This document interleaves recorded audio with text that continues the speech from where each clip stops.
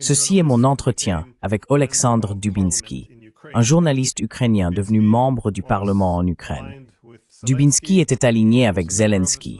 Il était membre du parti politique de Zelensky, le serviteur du peuple, nommé d'après son émission télévisée. Dubinsky a été élu vice-président de la Commission des finances, des impôts et de la politique douanière. Cependant, Dubinsky a finalement été arrêté en novembre 2023 pour haute trahison, ce qui incluait des accusations d'activités visant à discréditer la direction politique et militaire de l'Ukraine et à diffuser de fausses informations sur l'ingérence ukrainienne dans les processus politiques américains. Il a également été accusé d'être impliqué dans un effort pour découvrir des informations compromettantes sur Joe Biden.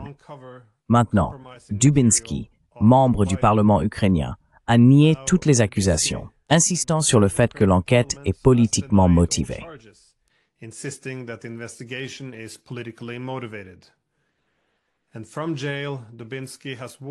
Depuis la prison, Dubinsky a averti que l'Ukraine tombe dans une nouvelle forme de dictature et a appelé à la destitution de Zelensky. Dubinsky soutient également l'initiative de paix du président Trump et souhaite une fin très rapide de la guerre. Dubinsky a également annoncé sa candidature à la présidence de l'Ukraine.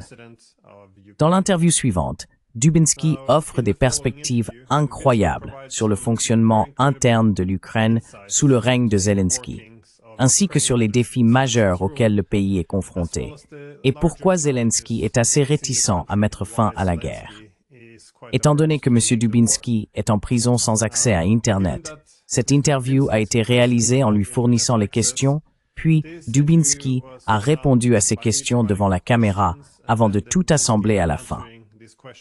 Permettez-moi donc de commencer par souhaiter la bienvenue à Oleksandr Dubinsky.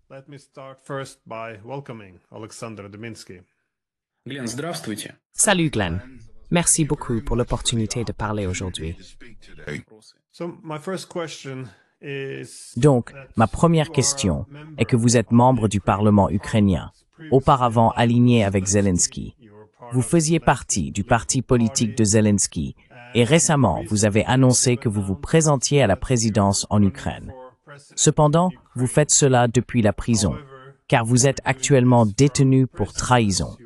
Comment en êtes-vous arrivé à cette situation?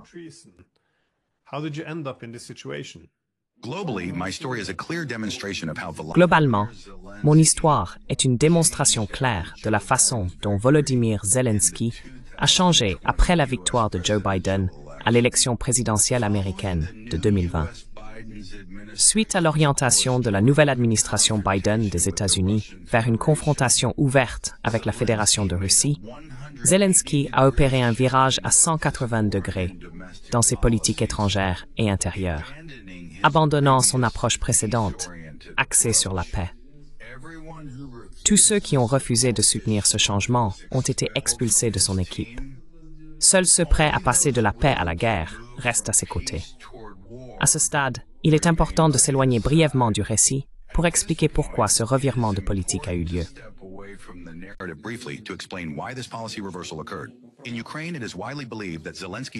En Ukraine, on croit largement que le changement radical de cap de Zelensky, passant de la recherche de dialogue avec la Russie à l'alimentation de la confrontation, était le résultat de matériel compromettant recueilli par les services de renseignement britanniques, travaillant soi-disant soit à la demande de, soit en coordination avec des individus liés à la campagne de Biden.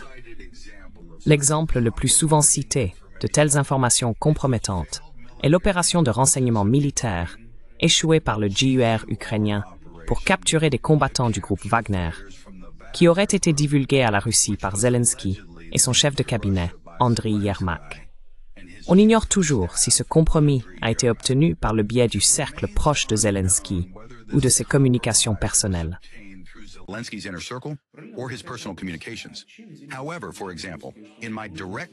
Cependant, par exemple, lors de mes conversations directes avec Zelensky, j'ai remarqué qu'il utilisait WhatsApp enregistré auprès d'un opérateur mobile BALT, ce qui le rendait très vulnérable à l'interception par les services de renseignement étrangers, notamment britanniques. En même temps, une autre question se pose. Quel levier la Russie avait-elle sur Zelensky, au point qu'il divulgue des renseignements militaires? Encore une fois, ce ne sont que des rumeurs. Mais il est largement spéculé que Zelensky aurait assisté à plusieurs fêtes à Moscou, d'une nature spéciale, qui ont été enregistrées par les services de renseignement russes. Il est allégué que ces fêtes impliquaient des comportements sexuels non traditionnels, y compris avec la pop star russe Philipp Kirkorov. Including with Russian pop star Philipp Kirkorov.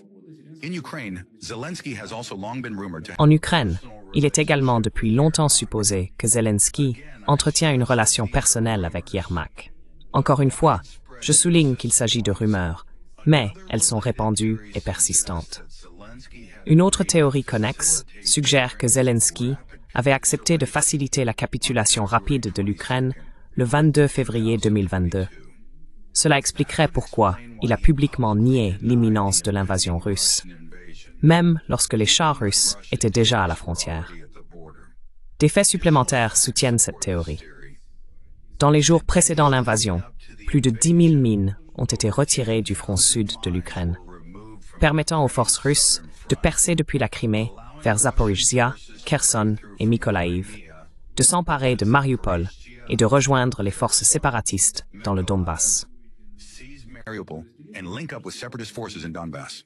Despite global intelligence warnings about a likely airborne operation. Malgré les avertissements des services de renseignement mondiaux concernant une opération aéroportée probable à l'aéroport de Hostomel près de Kiev, des unités d'élite ukrainiennes ont été retirées de la zone juste avant l'attaque. En d'autres termes, cela pourrait avoir été le paiement de Zelensky à la Russie, en échange de ne pas divulguer les matériaux compromettants qu'ils auraient eus sur lui.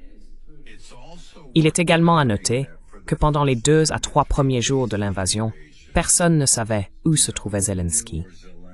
Il n'est réapparu que lorsqu'il est devenu clair que le Blitzkrieg de Poutine avait échoué. Mon histoire personnelle est profondément liée à ces événements. J'ai rejoint l'équipe de Zelensky parce qu'il avait promis de mettre fin à la guerre et de lutter contre la corruption systémique, y compris la corruption liée à des acteurs étrangers, tels que les réseaux de George Soros. Linked to foreign actors, such as George Soros's networks. I defeated Ihor Kononenko, a close ally. J'ai vaincu Ihor Kononenko, un proche allié et gestionnaire financier de l'ancien président Porochenko, dans ma circonscription électorale. Enquêter sur la corruption de Porochenko et de son entourage était un message central de ma campagne de 2019 et s'alignait parfaitement avec la plateforme de Zelensky à l'époque. En tant que politicien de principe, j'ai poursuivi mes enquêtes sur les activités de Porochenko après être devenu membre du Parlement. Mon travail m'a conduit à découvrir une collusion entre Porochenko et l'ancien ministre de l'écologie, Mykola Zlochevsky. Porochenko a aidé Zlochevsky à conserver des licences d'extraction de gaz qui avaient été acquises pour presque rien. For gas extraction that were acquired for next to nothing, while the investment firm ICU, closely tied to Alors que la société d'investissement ICU, étroitement liée à Porochenko et à l'ancienne gouverneure de la Banque nationale Valeria Ontareva, facilitait des opérations de blanchiment d'argent et d'évasion fiscale, Burisma, l'entreprise où Hunter Biden était employé, a directement bénéficié de ces opérations. J'ai enquêté de manière indépendante sur le détournement des obligations d'État ukrainiennes dans de telles opérations. À un moment donné, Zelensky lui-même m'a demandé de collaborer avec le député Andriy Derkach sur ces enquêtes. En novembre 2019, le bureau du procureur général de l'Ukraine a officiellement inculpé Zlochevsky.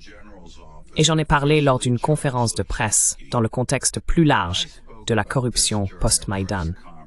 Cependant, en 2020, après la victoire de Biden à l'élection américaine, la question de la corruption de Burisma est soudainement devenue toxique pour l'administration de Zelensky.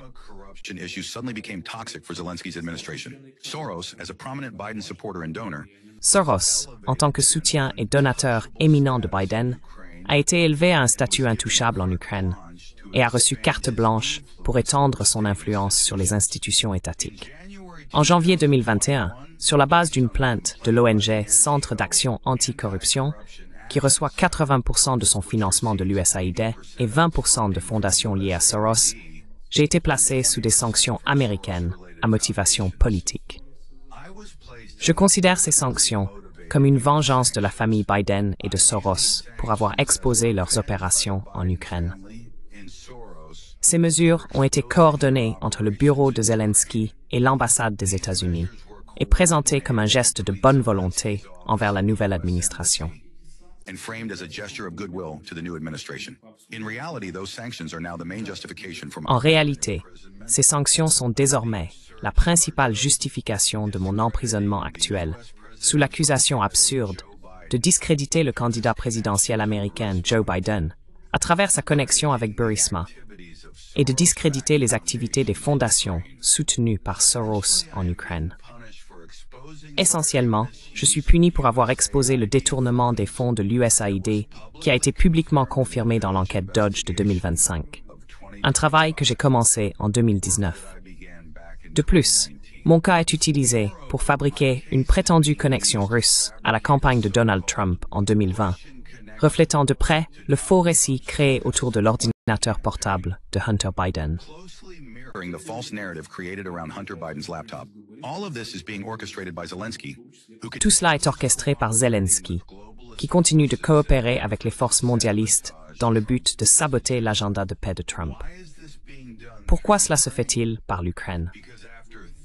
Parce qu'après 34 milliards de dollars d'aide de l'USAID, les mondialistes contrôlent désormais entièrement les systèmes judiciaires et d'application de la loi de l'Ukraine. Avec le soutien de Zelensky, ils peuvent obtenir n'importe quelle décision de justice qu'ils souhaitent. Je crois que l'équipe de Trump sous-estime sérieusement cette menace. Mon désir de me présenter à la présidence de l'Ukraine est une continuation directe de ma campagne de 2019. Contrairement à Zelensky, je n'ai pas changé mes valeurs. Je crois que la corruption, l'influence de Soros et la guerre avec la Russie sont les plus grands problèmes de l'Ukraine. and war with Russia are Ukraine's greatest problems. Since November 2024, another danger Depuis novembre 2024, un autre danger est apparu. La tentative de Zelensky de préserver son pouvoir personnel par une guerre perpétuelle et en sabotant les initiatives de paix du président Trump. Zelensky essaie activement de se présenter comme le porte-drapeau d'un projet mondial anti-Trump, un récit adopté par les élites libérales et les mondialistes. Je crois fermement que l'Ukraine ne peut pas survivre sans le soutien des États-Unis et que les valeurs et la vision stratégique du président Donald Trump reflètent le mieux la direction que l'Ukraine doit suivre pour se rétablir et se reconstruire après une guerre qui n'aurait jamais dû avoir lieu. in order to recover and rebuild after a war that never should have happened. Monsieur Dubinsky, vous avez critiqué Zelensky pour son autoritarisme, la suppression de l'opposition, le déni des droits linguistiques et la violation des droits des citoyens. Qu'est-il arrivé à l'Ukraine sous le règne de Zelensky qui n'est pas rapporté dans les médias occidentaux? In truth, the greatest mistake was electing Volodymyr Zelensky. En vérité, la plus grande erreur a été d'élire Volodymyr Zelensky comme président de l'Ukraine. N'ayant absolument aucune expérience en gouvernance d'État, Zelensky est un excellent acteur avec un instinct animal, comme un comédien montant sur scène et ressentant instantanément ce qui résonne avec le public et ce qui ne le fait pas. Zelensky a construit sa campagne politique sur des slogans populistes qui reflétaient précisément les émotions du peuple. Mais il n'a jamais cru en ce qu'il disait, ni eu l'intention d'agir en conséquence. Son objectif a toujours été et reste un résultat situationnel, comme un artiste. Rire, larmes, applaudissements. Tears, applause. In 2018 to 2019, Ukrainian society En 2018-2019, la société ukrainienne était fatiguée de la guerre, des attaques contre l'Église orthodoxe, du révisionnisme historique et de l'ukrainisation agressive. Les gens voulaient la paix et la fin des politiques identitaires forcées.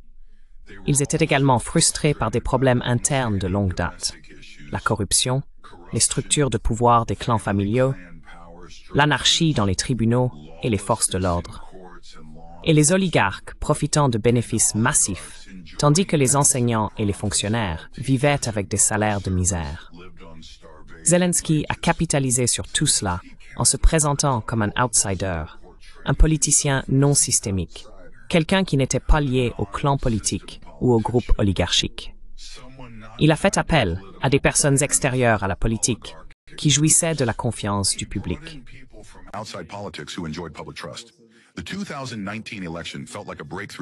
L'élection de 2019 a semblé être une percée pour de nombreux Ukrainiens, une révolution, une bouffée d'air frais.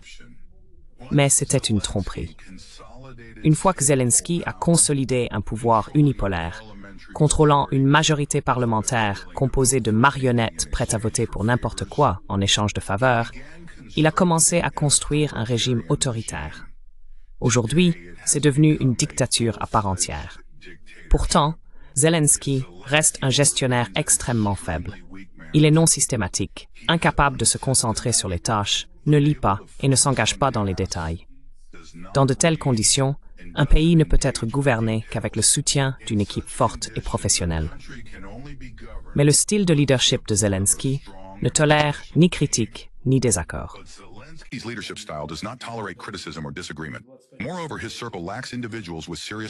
De plus, son entourage manque d'individus ayant une expérience managériale sérieuse. En conséquence, sa campagne et son début d'administration ont été organisés par des hommes d'affaires douteux liés à des réseaux de contrebande. Par exemple, l'homme d'affaires contrebandier totalement inconnu Ilya Pavlyuk a pu former son propre groupe parlementaire au sein du parti de Zelensky, 65 députés, soit environ 25% de l'ensemble de la faction serviteur du peuple. La réflexion stratégique de ces individus parle d'elle-même. Ce n'est pas un hasard si le régime de Zelensky est appelé en Ukraine les épiciers, en référence aux petits vendeurs de rue, un reflet du niveau intellectuel de ceux qui prennent des décisions nationales.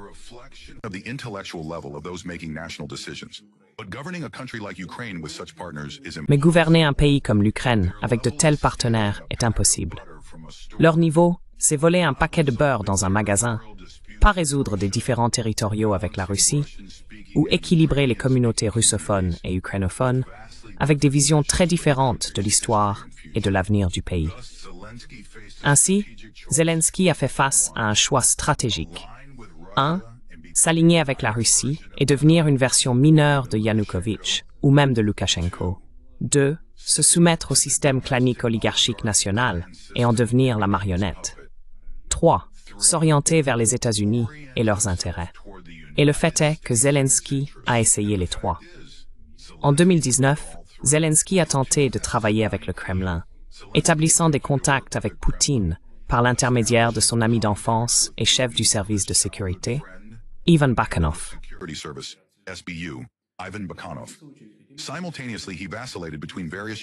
Simultanément, il vacillait entre divers oligarques ukrainiens.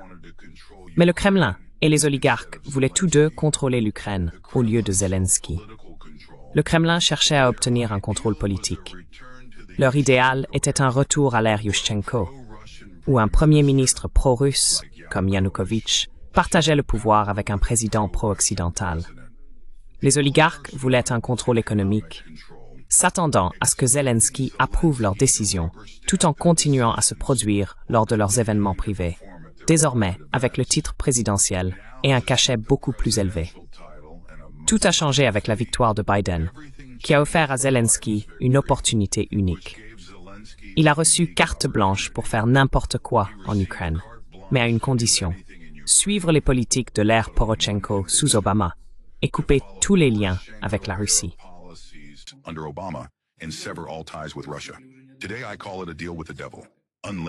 Aujourd'hui, je l'appelle un pacte avec le diable, un pouvoir illimité en échange de plonger son pays dans la guerre. Zelensky, malgré l'apparence d'un contrôle total, était piégé de trois côtés. Le Kremlin, avec ses matériaux compromettants, les oligarques, qui avaient déjà renversé plusieurs présidents, et les États-Unis, qui lui ont donné la possibilité de dire à la fois à Poutine et aux oligarques de se perdre, et même de les dépouiller en guise de revanche pour l'humiliation subie lors de leur fête d'entreprise. Je crois que Zelensky a pris sa décision finale de se diriger vers la guerre avec la Russie en novembre 2021. Lorsque les médias ont rapporté que les oligarques préparaient un coup d'État contre lui, que le scandale du groupe Wagner a éclaté, et que sa cote de popularité est tombé en dessous de 16%. Scandal erupted, and his approval rating fell below 16%. War with Russia saved Zelensky from being violently overthrown. La guerre avec la Russie a sauvé Zelensky d'un renversement violent, quelque chose qui semblait inévitable à l'époque. Mais personne ne croyait que l'Ukraine pourrait gagner cette guerre. Le plan initial de Zelensky était probablement de se rendre rapidement, avec un minimum de pertes, lui permettant de fuir et d'être vu comme un leader héroïque en exil, plutôt que le président déchu par ceux qu'il divertissait autrefois lors d'événements privés. Mais en février 2022, tout a déraillé pour Poutine et Zelensky. Le peuple ukrainien a résisté. Le blitzkrieg de Poutine a échoué. Et de manière inattendue, Zelensky s'est retrouvé le leader en temps de guerre d'un pays que le monde a décidé de soutenir jusqu'au bout. L'échec humiliant de Poutine a donné naissance à un nouvel objectif occidental, non seulement le confinement, mais la défaite de la Russie. Ainsi, Zelensky a été interdit de signer un accord de paix à Istanbul. Thus, Zelensky was forbidden to sign a peace deal in Istanbul. So, Zelensky quickly mastered this new role. Ainsi, Zelensky a rapidement maîtrisé ce nouveau rôle. Il a adopté le modèle de contrôle total de la société dicté par la guerre et s'est appuyé sur l'USAID et les organisations financées par Soros pour obtenir des ressources et des conseils politiques. C'est là que les restrictions les plus sévères sur les citoyens ukrainiens ont commencé. Répression de la dissidence, silence des voix pro-paix, persécution de l'Église orthodoxe. Tout cela sous le prétexte de la guerre. Mais en réalité, cela a jeté les bases d'une corruption colossale dans le trafic de personnes et de leur destin. Un simple exemple. Depuis le début de la guerre, malgré l'interdiction de départ, plus de 1,5 million d'hommes en âge de servir ont quitté l'Ukraine. Chacun aurait payé en moyenne 10 000 $ en pot de vin. Cela représente 15 milliards de dollars de revenus illicites. That's $15 billion in illicit income. A transfer from frontline duty with an 80% Un transfert du devoir de première ligne avec un risque de mortalité de 80% vers une position arrière coûte 20 000 $. Si l'on est attrapé dans la rue, on peut s'en sortir avec un pot de vin de 5 000 $. Pendant ce temps, l'opposition politique à Zelensky est punie par une conscription forcée. Staline envoyait les dissidents au goulag. Zelensky les envoie au front. L'armée ukrainienne compte officiellement 880 000 soldats, mais seulement 250 000 à 300 000 sont au front. Les 600 000 restants ont soit payé pour être à l'arrière, soit désertés. Mais ils restent sur la liste de paie, de sorte que les fonds qui leur sont alloués peuvent être détournés. C'est une armée de soldats fantômes, une source de milliards en corruption. Plus de 200 000 soldats ont fui l'armée, environ 25%. Pourtant, l'État continue d'allouer des rations et des uniformes pour eux. Yet the state still allocates rations and uniforms for them. At the same time, the government claims a laughably low casualty En même temps, le gouvernement revendique un chiffre de perte ridiculement bas, de 40 000 à 50 000. En réalité, autant de soldats sont tués tous les 3 mois. Mais admettre l'ampleur réelle des pertes ruinerait l'État. Chaque famille de soldats tombés au combat a droit à une compensation de 370 000 $. Si 300 000 sont morts, le total des compensations s'élève à 111 milliards de dollars, soit plus de la moitié de toute l'aide américaine. Ces montants sont impossibles à payer. C'est la bombe à retardement qui nous attend après la guerre. Zelensky ne veut pas la paix, en partie parce qu'il veut retarder le moment de rendre des comptes pour cela et pour des centaines d'autres crises. Il ne sait pas comment admettre la défaite. Et en vérité, nous avons perdu cette guerre dès le premier jour où elle a commencé. And in truth, we lost this war on the very first day it began. Vous avez demandé la destitution de Zelensky suite à son différend ou querelle avec Trump et Vance à la Maison-Blanche. Que voyez-vous qui a mal tourné à la Maison-Blanche? Et l'opposition contre Zelensky monte-t-elle maintenant en Ukraine? The scene in the White House was horrifying. At first, I thought La scène à la Maison-Blanche était horrifiante. Au début, j'ai pensé que Zelensky faisait une crise de nerfs. Mais après avoir soigneusement examiné toutes les images et les événements de ce jour-là, je suis convaincu qu'il s'agissait d'une performance délibérée conçue pour saboter les négociations. Tout d'abord, concernant l'accord sur les minéraux rares, Zelensky a carrément trompé le président Trump en promettant un tel accord. En réalité, il avait déjà vendu tous les droits sur les ressources du sous-sol de l'Ukraine pour 100 ans au Royaume-Uni, qui tout au long de la guerre n'a fourni à l'Ukraine que 5 à 7 milliards de dollars. C'est un autre signal que le matériel compromettant des services de renseignement britanniques sur Zelensky est probablement très sérieux. British intelligence on Zelensky is likely very serious. Second, Zelensky's goal is to undermine President Trump's... Deuxièmement, l'objectif de Zelensky est de saper les initiatives de paix du président Trump, ou, au moins, de les retarder le plus longtemps possible. Comme je l'ai déjà dit, Zelensky ne veut pas renoncer au pouvoir, surtout pas au pouvoir absolu qu'il détient actuellement, inégalé en Europe depuis l'époque de Hitler et Staline. Mettre fin à la guerre signifierait la fin de ce pouvoir absolu et le début de questions sérieuses sur les années de souffrance et de perte pendant lesquelles Zelensky et son cercle proche sont devenus inimaginablement riches. La guerre lui permet également de retarder ou d'éviter complètement tout audit des fonds que l'Ukraine a reçus sous le président Biden.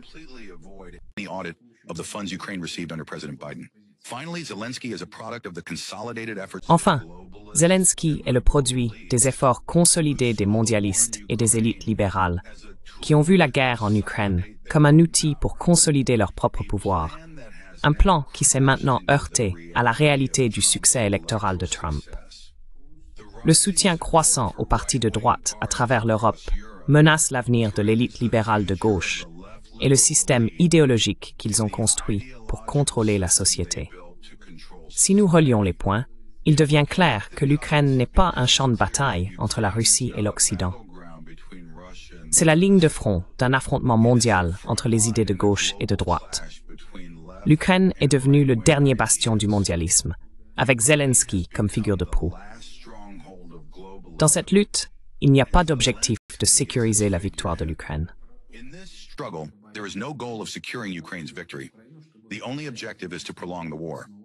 L'unique objectif est de prolonger la guerre. L'idée est d'emmêler le président Trump dans ce conflit pour le forcer soit à continuer la guerre de Biden, soit à faire pression sur l'Ukraine pour un compromis, donnant ainsi à ses opposants des munitions pour pousser à la destitution. C'est un piège pour Trump au détriment de l'Ukraine elle-même. Zelensky a délibérément provoqué une confrontation avec le président Trump afin de saboter tout accord potentiel. Quiconque a lu les livres ou la biographie de Trump sait qu'il ne porte rien d'autre qu'un costume et une cravate lors des réunions. Zelensky en a été informé à Paris, et pourtant, il est intentionnellement apparu sans costume et a choisi de se disputer avec J.D. Vance, juste au moment où les caméras étaient en direct.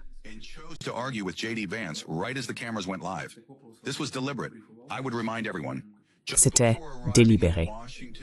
Je rappelle à tout le monde que, juste avant d'arriver à Washington, Zelensky a volé à Dublin, puis directement à Londres sur le chemin du retour. Cela soulève de sérieuses questions sur qui l'a informé avant sa réunion dans le bureau ovale. Le calcul était clair. Zelensky espérait que Trump réagirait émotionnellement et renoncerait à essayer de résoudre la crise ukrainienne. Ayant travaillé en étroite collaboration avec Zelensky pendant plusieurs années, je sais quand il joue la comédie. Et à la Maison-Blanche, il jouait la comédie. Mais à travers cette performance, Zelensky n'a pas seulement manqué de respect au président Trump, il a mis en péril l'avenir de l'Ukraine. C'est pourquoi j'ai immédiatement demandé à mon équipe juridique de commencer à préparer une motion pour la destitution de Zelensky. Je crois que cela l'a quelque peu calmé.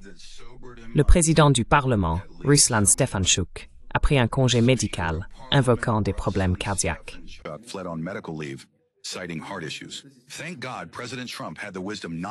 Dieu merci, le président Trump a eu la sagesse de ne pas abandonner l'Ukraine et son peuple, et de continuer sa lutte pour la paix.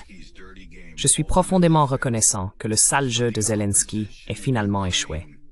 Quant à l'opposition en Ukraine, elle est pratiquement inexistante sous Zelensky, mais je crois que ce fait est mal compris à Washington. Après le coup d'État de 2014, financé par l'USAID et les fondations Soros. Toutes les forces politiques soutenant des relations normalisées avec la Russie. La protection des citoyens russophones. L'Église orthodoxe et l'espace culturel historique partagé avec la Russie ont été systématiquement purgés de la politique et des médias ukrainiens. Tous les programmes d'échange culturel et social ont été fermés. Les auteurs et artistes russes ont été effacés. Et l'interprétation officielle de l'Ukraine de la Seconde Guerre mondiale a été réécrite. Dans le récit actuel, l'Ukraine ne faisait pas partie de la victoire soviétique sur l'Allemagne nazie. Was not part of the Soviet victory over Nazi Germany. It was merely a victim, first of the USSR. C'était simplement une victime, d'abord de l'URSS, puis de l'Allemagne, et ensuite à nouveau de l'URSS. La philosophie, loin de Moscou, est devenue la base de la politique d'État sous Poroshenko et Zelensky.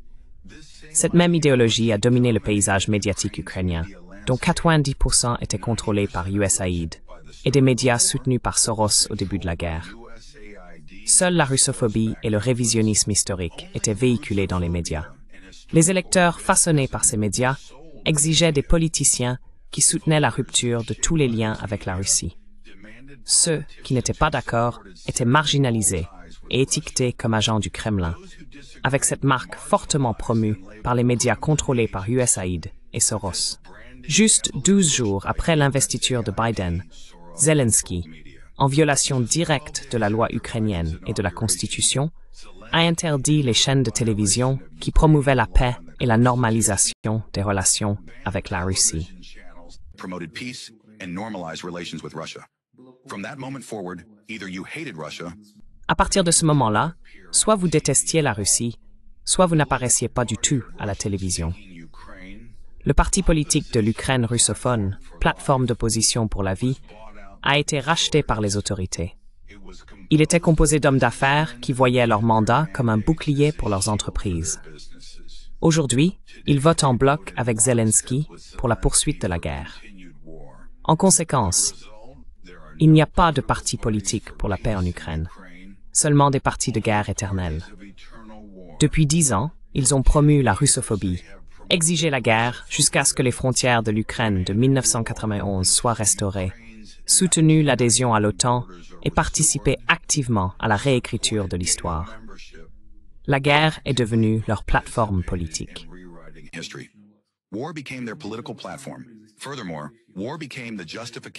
De plus, la guerre est devenue la justification pour annuler les élections, leur garantissant un pouvoir perpétuel. Et comme leurs positions idéologiques sont pratiquement identiques, ils se disputent tous le même bassin de votants fatigués par la guerre. Pour éviter de rivaliser sur qui est le plus grand patriote, Poroshenko, Zelensky ou Zaluzhny, toutes les grandes forces politiques ont signé un mémorandum pour usurper le pouvoir. Son message central: les élections en Ukraine auront lieu 6 mois après la fin de la guerre, ce qui, selon Zelensky, signifie jamais. Ce mémorandum a été organisé par l'oligarque Viktor Pinchuk, gendre du deuxième président de l'Ukraine, Leonid Kuchma. Pinchuk est l'homme de Soros en Ukraine et un donateur de longue date du Parti démocrate américain.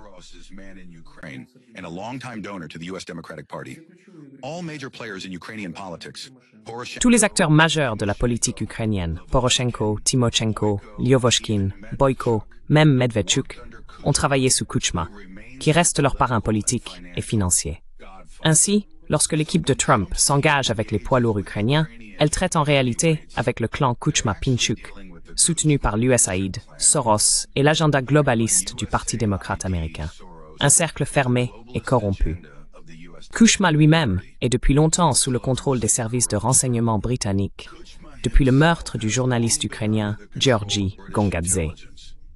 Les enregistrements de conversations du bureau de Kuchma, potentiellement l'impliquant dans l'enlèvement et le meurtre de Gongadze, ont été achetés par l'oligarque russe exilé Boris Berezovsky, qui est ensuite mort dans des circonstances suspectes à Londres.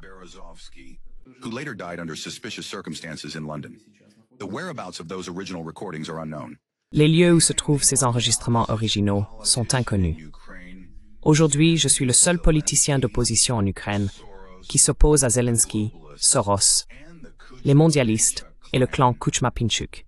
et qui est légalement éligible pour se présenter à la présidence. La loi ukrainienne exige qu'un candidat à la présidence ait vécu dans le pays au cours des 5 dernières années. Aucun autre opposant ne répond à cette exigence. Ils ont tous été exilés par Zelensky et ne seraient pas enregistrés par la Commission électorale centrale. C'est pourquoi les chiens d'attaque de Zelensky sont si désespérés de faire taire ma voix, même au tribunal.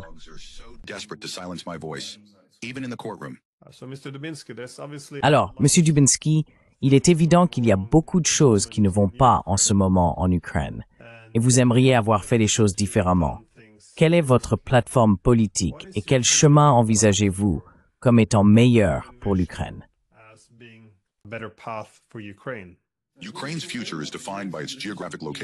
L'avenir de l'Ukraine est défini par sa position géographique, au carrefour de l'Europe et de l'Eurasie, entre la Russie et l'Union européenne. Le plus grand avantage d'une telle position réside dans la neutralité, la non-alignement et le statut de transit. En choisissant de se ranger du côté des mondialistes contre la Russie, l'Ukraine a presque tout perdu. Restaurer ce statut, tout en maintenant le soutien des États-Unis et en normalisant les relations avec la Russie, est la seule voie viable et réaliste pour l'Ukraine.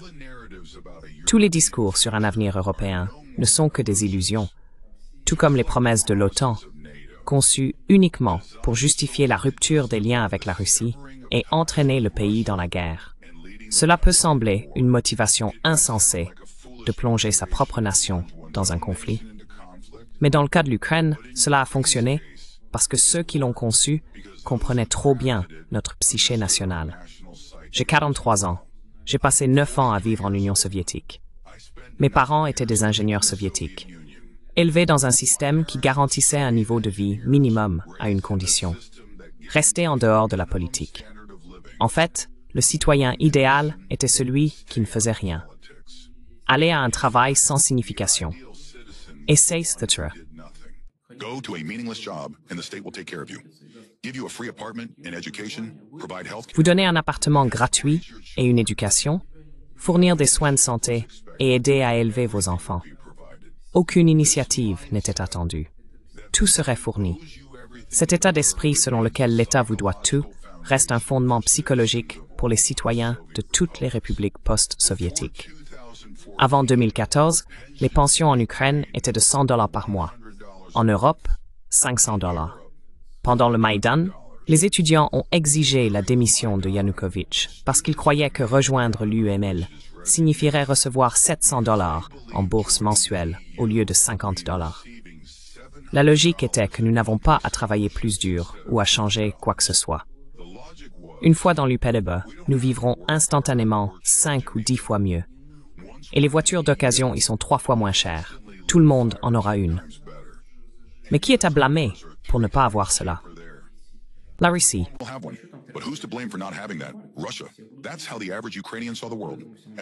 C'est ainsi que l'Ukrainien moyen voyait le monde. Aussi cynique que cela puisse paraître, la guerre a apporté de la clarté. 7 millions d'Ukrainiens qui voulaient vivre en Europe sont partis. 2 millions pourraient revenir. Les idéologues les plus radicaux sont morts entre 2022 et 2023. Ceux qui s'attendaient à une victoire sur la Russie et à des réparations massives ont réalisé que l'Ukraine paiera le prix. Ce à quoi nous faisons face maintenant, c'est un désenchantement et une confusion généralisée. Dans cette période difficile, il y a une réelle chance de construire sur les ruines de l'ancien un nouvel État, l'Ukraine 2.0. Cette nouvelle Ukraine doit être exempte de nationalisme radical et du désir de guerre. Elle doit être un pont entre l'Europe et l'Asie, un État neutre dont la sécurité est garantie à la fois par les États-Unis et la Russie. Recordflanico sur le ressources peut servir du fondation cette transformation.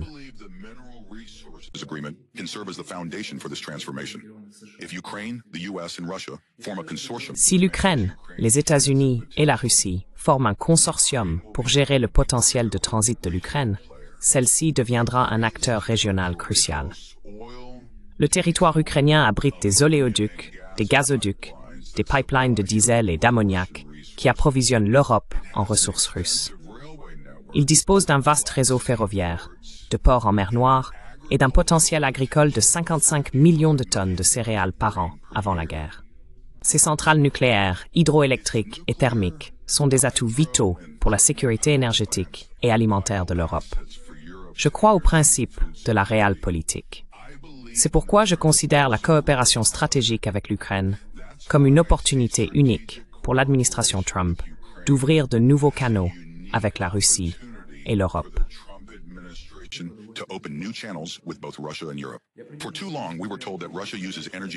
Pendant trop longtemps, on nous a dit que la Russie utilise l'énergie et la nourriture comme des armes pour imposer sa politique impériale.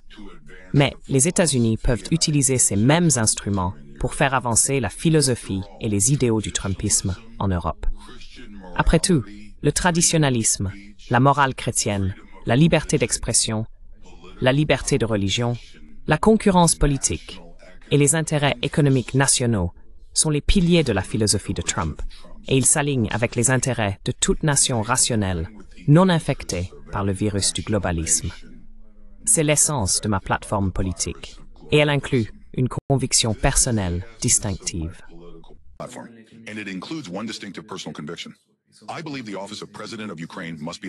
Je crois que la fonction de président de l'Ukraine doit être abolie. L'Ukraine devrait devenir une république entièrement parlementaire. Chaque président ukrainien a fini par succomber à la tentation de la consolidation du pouvoir. Et en cherchant ce pouvoir, il se tourne vers des acteurs étrangers. Cela a provoqué le balancement constant de la nation entre la Russie et l'Occident. Un cycle qui nous a finalement conduit à la guerre. Pour briser ce cycle, nous devons restructurer l'État à sa base. Ce n'est qu'alors que l'Ukraine pourra devenir un partenaire régional stable, neutre et respecté, le pont entre l'Est et l'Ouest.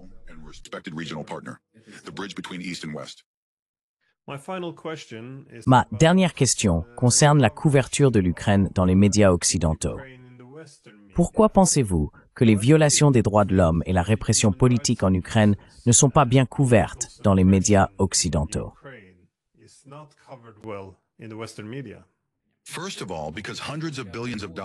Tout d'abord, parce que des centaines de milliards de dollars ont été investis pour présenter Zelensky comme un leader du monde démocratique et un combattant pour la liberté. Ces investissements ont une valeur pour les États-Unis et une autre pour l'Europe. J'en ai beaucoup parlé dans mes blogs et je vais le répéter maintenant spécifiquement pour vous. L'Europe utilise la guerre en Ukraine pour résoudre deux problèmes. Le premier problème est une tentative de revenir à la table des superpuissances, des grandes puissances. Une opportunité que l'Europe collective a perdue en 1945 après la conférence de Potsdam, après que l'URSS et les États-Unis ont vaincu l'Allemagne nazie et ses satellites. Ni la France, ni bien sûr l'Allemagne vaincue, ni l'Italie, ni le Royaume-Uni, qui a perdu toutes ses possessions coloniales à la suite de la guerre avec l'Allemagne et en raison du soutien des États-Unis, ne sont des superpuissances aujourd'hui.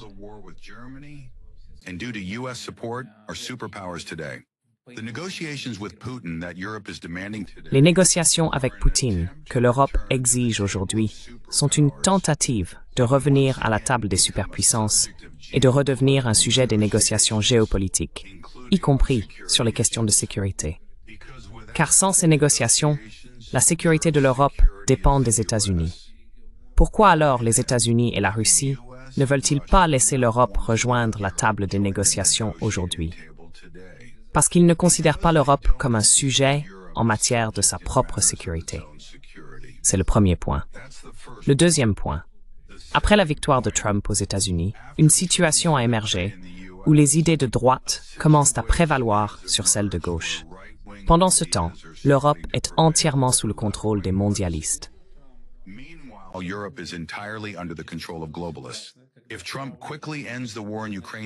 Si Trump met rapidement fin à la guerre en Ukraine aujourd'hui, obtient un cessez-le-feu, met fin à la guerre et assure la signature d'un traité de paix, cela signifiera que l'idéologie de la droite victorieuse prévaudra.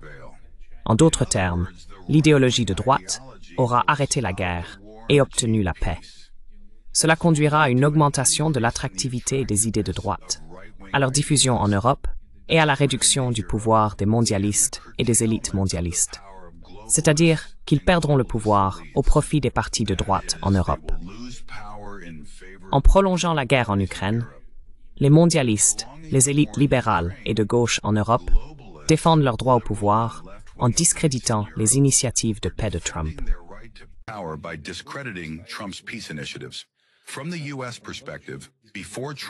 Du point de vue des États-Unis, avant l'arrivée de Trump au pouvoir, les 200 milliards de dollars investis dans la guerre sur le territoire ukrainien ne pouvaient pas être compromis en montrant Zelensky pour ce qu'il est vraiment, le chef du plus grand camp de concentration en Europe, établi après la chute de l'Allemagne nazie. Par conséquent, naturellement, les violations des droits de l'homme, la pression sur l'opposition, les enlèvements de personnes dans les rues, la mobilisation forcée, la torture et les meurtres. Rien de tout cela n'a été montré, et cela n'aurait pas été montré si Trump n'avait pas gagné, parce qu'alors, cela aurait suscité l'indignation parmi les gens ordinaires en Europe et aux États-Unis. Et des questions se poseraient. Qui soutenons-nous vraiment? À qui donnons-nous de l'argent? Pour empêcher ces questions d'émerger, une censure massive bloque toute information sur le génocide en cours en Ukraine.